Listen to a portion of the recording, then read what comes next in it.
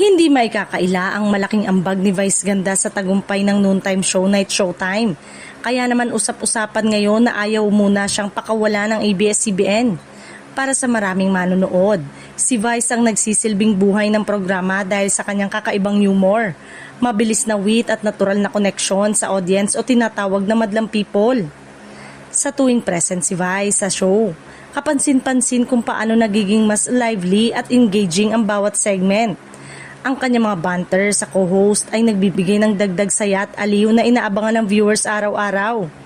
Hindi rin matatawaran ang kanyang kakayanang makipagkulitan sa contestant na siyang nagbibigay ng kakaibang kulay sa programa.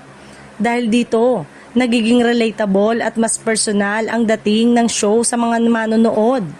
Sa kabila ng matinding kompetisyon sa noontime slot, patuloy na tinatangkilik ang programa at isa si Vice Ganda sa pangunahing dahilan nito. Ang kanyang presensya ang nagsisilbing pundasyon ng enerhiya at kasiyahan na hinahanap ng madlang people.